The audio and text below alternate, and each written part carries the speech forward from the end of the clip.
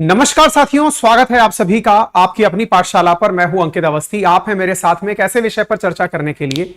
आज कुछ ब्राइटनेस ज्यादा हो गई है, थोड़ा सा मैनेज कर लीजिएगा। इतना ज्यादा ब्राइटनेस नहीं है, लेकिन संभालिएगा, इसको मैनेज करेंगे हम, है ना। फिलहाल के लिए मैं मुद्दे पर चलता हूं, और मुद्दा यह है कि G20 समिट को लेकर के काफी सारी जो न्यूज हैं, उन न्यूज में से सबसे इंपॉर्टेंट न्यूज जो फिलहाल निकल कर आ रही है वो न्यूज ये है कि सिक्योरिटी के जो इंतजाम भारत सरकार के द्वारा फिलहाल किए गए हैं, उन इंतजामों को देखते हुए आप ये आराम से विश्वास कर सकते हैं कि हमारे आने वाले जो आगंतुक हैं उन्हें निश्चित ही भारत में आकर के बहुत खूबसूरती का एहसास होगा और सुरक्षा का भाव उन्हें प्राप्त होगा। आज के सेशन में इसी विषय पर हम आगे बढ़ते हुए आपको बताएंगे कि हाल ही में ऐसा क्या हुआ है कि रूस ने कहा है कि वो फाइनली जो G20 का लेटर ऑफिशियल पेपर निकल कर आएगा, उस पेपर के अंदर उसे रोकने की धमकी दे रहा है। ये सारी बातें आज के सेशन में की जाएंगी, तो चलिए शुरू करते हैं।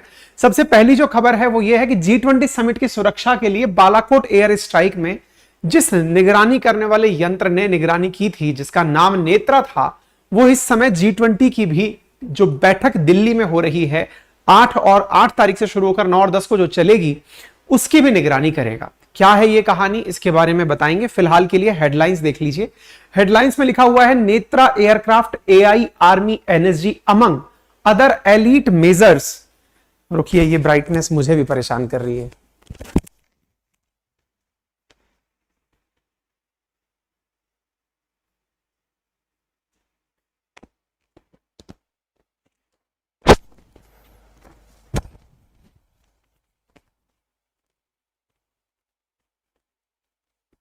संभवतः कैमरा हमारा नाइट विजन मोड में चला गया है, माफी।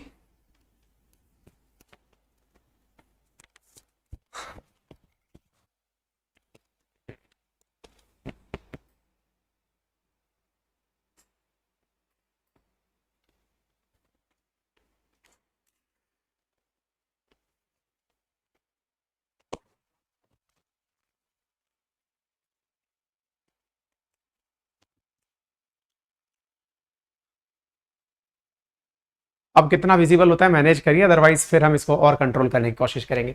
तो Netra aircraft AI army NSG among other elite measures part of the security. ये क्या है नेत्रा, किस तरह से कंट्रोल स्थापित करेगा, आज के सेशन में बताएंगे। तो चलिए, यहां पर सबसे इंपॉर्टेंट जो जानकारी है वो G20 AI समिट को लेकर के है। G20 में ऐसा क्या हो रहा है जिसके लिए DRDO के द्वारा विकसित की गई एक इकाई इस समय लोगों का ध्यान अपनी तरफ आकर्षित कर रही है, और विशेष रूप से तब जब दुनिया के प्रमुख अखबारों में से यूरेशियन टाइम यह लिख देता है कि इंडिया ने एक ऐसे इंडिजीनियस नेत्र एयरक्राफ्ट को गार्ड करने के लिए लगाया है G20 समिट में, जिसने पाकिस्तान की तरफ से जब F-16 भारत के अंदर आया था तो उसे मार भगाने के लिए मिग लेकर अभिनंदन उड़े थे। अगर आपको यह घटना याद हो तो इससे रिलेट करती हुई यह घटना है, और इस घटना को अब हम आपके साथ विस्तार से प्रकाशित करते हैं। आपको बालाकोट एयर स्ट्राइक याद होगा, आप में से बहुत सारे लोगों ने उसके ऊपर बनी हुई फिल्मों को भी देखा होगा, डॉक्यूमेंट्रीज भी देखी होंगी। आपको याद होगा कि जब पाकिस्तान के द्वारा रिटेलिएशन के अंदर, बदले की कार्रवाई के अंदर अमेरिका मेड F-16 लेकर के भारत पर हमला करने का प्लान किया गया, तो हमारी सुरक्षा एजेंसीज को तत्काल प्रभाव से यह पता चल गया कि कोई हमारे ऊपर हमला करने आ रहा है। और हमारे को जैसे ही यह जानकारी पता चली कि वो लोग उड़ चुके हैं हमारे ऊपर गोलीबारी करने के लिए, हमने अपनी एयरफोर्स को, जो तत्काल प्रभाव से उस समय स्टैंड बाई पर खड़ी थी कि जैसे ही कोई घटना होगी हम रिएक्शन देने पहुंचेंगे, हमारी एयरफोर्स तुरंत, जिसमें कि आपने अभिनंदन जी का नाम सुना है, जो कि मिग लेकर के उड़े थे और उन्होंने F-16 पाकिस्तान वाला मार गिराया था। तो आपको यह सूचना पता कैसे चली कि वो F-16 लेकर आ रहे हैं? तो आसमान में हमारे द्वारा एक ऐसा खोजी विमान छोड़ा हुआ था जो कि आसमान में रहते रहते एक बार में कम से कम 5 ऐसे एयरक्राफ्ट को मॉनिटर कर सकता है, जो कि आपके लिए थ्रेट पैदा कर सकते हैं। जब भारत में इतना मेगा इवेंट हो रहा हो जिसमें दुनिया भर की नजरें भारत की सुरक्षा एजेंसीज पर और भारत के द्वारा जो सुविधाएं विकसित की गई हैं उन पर होंगी, तो ऐसे समय पर भारत सरकार के द्वारा उसी नेत्र नामक एयरक्राफ्ट को अभी एम्प्लॉय कर दिया है, लगा दिया है। तो इधर देख सकते हैं, ये वो खबर है 2019 की, जहां पर हम लोगों का इंटरसेप्शन काफी सराहना पाया था, जिसके चलते पाकिस्तान के F-16 को हमने पूरी तरह नेस्तनाबूद कर दिया था। जहां तक बात हो G20 की, चूंकि G20 इवेंट से पहले हम लगातार आपको कुछ ना कुछ अपडेट उसके बारे में देते रहेंगे, तो G20 से जुड़े अपडेट में सबसे इंपॉर्टेंट अपडेट यह है कि 19 देश के प्रतिनिधि यहां पर शामिल हो रहे हैं। अमेरिका, फ्रांस के राष्ट्रपति, ब्रिटेन और जापान के प्रधानमंत्री भी आएंगे। शी जिनपिंग का आना कैंसिल हो गया है, जो कि हमने पहले भी सेशन किया था। हमने आपको जानकारी दी थी कि शी जिनपिंग नहीं आएंगे, उनके स्थान पर प्रधानमंत्री आ रहे हैं चाइना के। तो अभी की ये खबर कंफर्म भी हो चुकी है कि शी जिनपिंग अटेंड नहीं करेंगे, ऑफिशियली ये बात आ चुकी है। और ऐसी स्थिति में भारत का कहना है कि अगर वो नहीं भी आते हैं तो इससे हमें कोई खास फर्क नहीं पड़ने वाला, क्योंकि भारत का जो असली मकसद है वो तो अपनी बातों को सर्वोपरि रखना है, और हम अपनी बातों के लिए दुनिया को यह मंच के रूप में जगह देने वाले हैं। ठीक है, तो स्वदेशी एयरक्राफ्ट जो सर्विलांस के लिए, मॉनिटरिंग के लिए हम यूज कर रहे हैं, दैट इज नेत्र।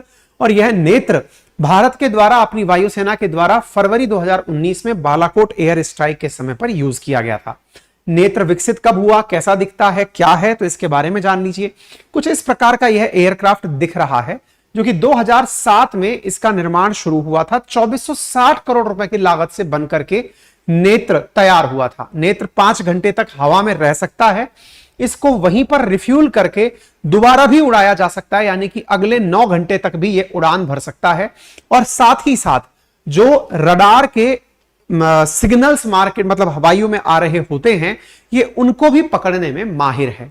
हाल प्राप्त जो जानकारी अखबारों में है उनके अनुसार एनएसजी के कमांडोज के द्वारा, सेना के हेलीकॉप्टर्स के द्वारा पेट्रोलिंग की जा रही है। एनएसजी के स्नाइपर्स पूरी तरह तैयार किए गए हैं। और आपको यदि याद हो तो जब भी कोई राष्ट्राध्यक्ष आता है, आपको ध्यान होगा, हमने आपको यह जानकारी कई विषयों पर दी है, कि जैसे कि नैन्सी पेलोसी जब गई थी तब के बारे में बताया। हमने बताया था कि जब शी जिनपिंग सऊदी गए थे तब क्या हुआ, ऐसे ही जब यूएस के राष्ट्रपति अर्जेंटीना गए तब क्या हुआ। हमारा मकसद आपको यह बताना था कि जब ये लोग जाते हैं ना, बड़े बड़े राष्ट्राध्यक्ष, तो वो देश इनके प्रोटोकॉल में अपने फाइटर जेट चलाता है। इसका मतलब क्या होता है, जैसे आपने कभी किसी राजनेता को रास्ते में चलते हुए देखा हो, किसी बड़ी सेलिब्रिटी को जाते हुए देखा हो, देश के किसी मुख्य व्यक्ति को जाते हुए देखा हो, प्रधानमंत्री, राष्ट्रपति वगैरह को, तो आपने देखा होगा गाड़ियों का काफिला उनके साथ चलता है। उनकी सुरक्षा के अंदर गार्ड तैनात किए जाते हैं, चारों तरफ से उनके रास्ते को पूरी तरह प्रोटेक्ट किया जाता है। ऐसे ही जब कोई अंतरराष्ट्रीय रूप से बहुत महत्वपूर्ण व्यक्ति अपने देश में आ रहा होता है, तो भारत की वायुसेना उन्हें रास्ते में ही प्रोटोकॉल दे रही होती है। यानी एक प्रकार से यह समझिएगा कि उनके एस्कॉर्ट में हमारे व्हीकल चल रहे होते हैं। जैसे जमीन पर चलते हैं, ऐसे ही हवा में हमारे द्वारा फाइटर जेट्स को उड़ाया जाता है।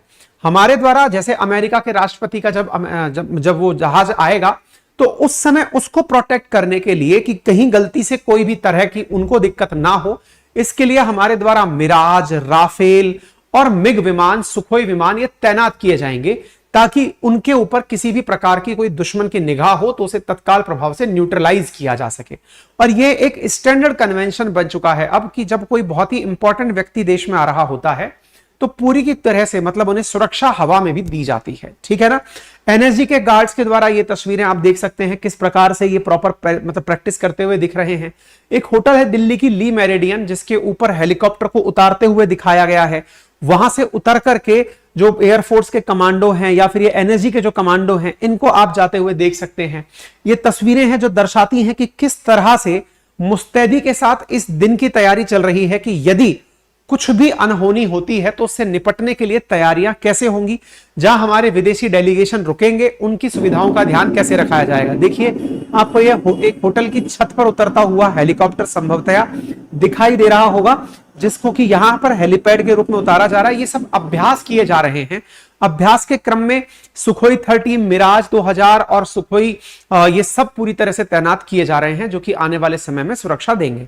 आप यहां पर देख सकते हैं कि किस तरह से सेना के द्वारा, सीआरपीएफ के द्वारा, फोर्सेस के द्वारा अपने जो डॉग स्क्वाड है उसके माध्यम से किसी भी प्रकार की संदिग्ध वस्तु को तलाशने का प्रयास किया जा रहा है, कि कहीं किसी प्रकार की कोई भी मतलब ऐसी अनहोनी ना हो पाए जिससे भारत का अंतरराष्ट्रीय रूप से किसी प्रकार का हमें नीचा देखना पड़े। तो उसकी पूरी तैयारियां बहुत बड़े लेवल पर चल रही हैं। इतना ही नहीं, जहां पर हमारे विदेशी मेहमान ठहरेंगे वहां पर बुलेट प्रूफ शीशे तक लगवाए गए हैं। इसके साथ साथ सीआरपीएफ के कुल 900 जवान यहां पर तैनात किए गए हैं। जो विदेशी मेहमान हमारे देश में आएंगे उनके रिश्तेदारों की सुरक्षा करने के लिए भी कमांडो को तैनात किया जा रहा है। आईटीबीपी, सीआईएसएफ, एनएसजी के ब्लैक कैट कमांडो इस पूरी सुरक्षा का जायजा ले रहे हैं। अब आप इधर देखें, ये वो ऑडी हैं जो बुलेट प्रूफ हैं, जिनमें हमारे विदेशी डेलीगेशंस को लेकर चला जाएगा और ये डेमो के रूप में तैयार किया जा रहा है कि अगर गलती से कोई भी अनहोनी यहां घटित होती है तो ये रिहर्सल है कि अगर कुछ मतलब ऐसा होता है जिसकी तैयारी नहीं थी और हो गया तो उससे बचने के लिए तत्काल प्रभाव से, तो ये सारी चीजों का रिहर्सल टाइम टू टाइम किया जाता है कि अगर कुछ हुआ तो उस समय पर क्या किया जाएगा। तो प्रॉपर प्रोटोकॉल के तहत आप देख सकते हैं कैसे कैसे हमारे उनको ले जाया जाएगा, क्या रोड मैप रहेगा। अब जैसे मान लीजिए ज्यादा पोषण, ज्यादा देखभाल, डव अब 20% फ्री। ये बुलेट प्रूफ गाड़ी है। अचानक मान लीजिए कि कोई भी ऐसी जानकारी निकल कर आई कि किसी प्रकार से हमारे विदेशी डेलीगेशन को कोई सुरक्षा की चूक दी, तो तत्काल प्रभाव से लेकर गाड़ियां उन्हें साइड में चली जाएंगी। इस तरह की यहां पर तैयारियां की जा रही हैं, यानी कि हर तरह से मुस्तैदी के साथ इस विषय के ऊपर पूरी तैयारी की जा रही है ताकि भारत दुनिया के बड़े बड़े राष्ट्राध्यक्षों को बहुत अच्छे से सुरक्षा उपलब्ध करा पाए। यह चीज यहां पर प्रदर्शित की जा रही है। हाल ही में प्रधानमंत्री का एक वीडियो पीटीआई, जो मतलब प्रेस ट्रस्ट ऑफ इंडिया है शायद, उसके साथ दिया हुआ एक इंटरव्यू इस समय पर ऑन एयर हुआ है, जिसमें उन्होंने अपने द्वारा कुछ बातें बताई हैं, जिसमें यह बात उनसे पूछी गई कि चीन और पाकिस्तान को लेकर के क्या मत है। तो उन्होंने कहा कि भारत बहुत बड़ा देश है, ऐसी स्थिति में G20 की समिट, उसके अंदर बहुत सारे क्षेत्र हमें यूज करने थे। हमने जम्मू कश्मीर भारत का अभिन्न अंग है, अरुणाचल प्रदेश भारत का अभिन्न अंग है और हमने वहां पर अपनी मीटिंगों का आयोजन किया है। 2047 तक भारत एक विकसित राष्ट्र होगा। हम उसी के साथ में इस इवेंट की पूरी तैयारी कर रहे हैं। पाकिस्तान और चीन के ऑब्जेक्शन पर पूछे जाने पर उन्होंने साफ कहा कि हम पूरी तरह से अपने क्षेत्र के अंदर हैं और आप अपना काम कर रहे हैं। ठीक है, इसके साथ साथ ये सारे के सारे सेशंस हमने चीन और पाकिस्तान से जुड़े हुए आपको बताए हैं। एक खबर जो यहां पर इंपॉर्टेंट निकल कर आ रही है, उस खबर को भी आपको जियोपॉलिटिकली समझना होगा और वो खबर जुड़ी हुई है रशिया से, पुतिन से जुड़ी हुई है। क्या खबर है जुड़ी हुई, मैं आपको बताता हूं। असल में हुआ यह है कि सर्गेई लेवरोव के द्वारा हाल ही में एक बयान दिया गया है 1 सितंबर को, और उन्होंने कहा कि यदि G20 डिक्लेरेशन में हमारी बात नहीं लिखी गई तो हम उस लास्ट घोषणा पत्र को जारी नहीं होने देंगे। अब पहले इसको थोड़ा सा समझते हैं और फिर रूस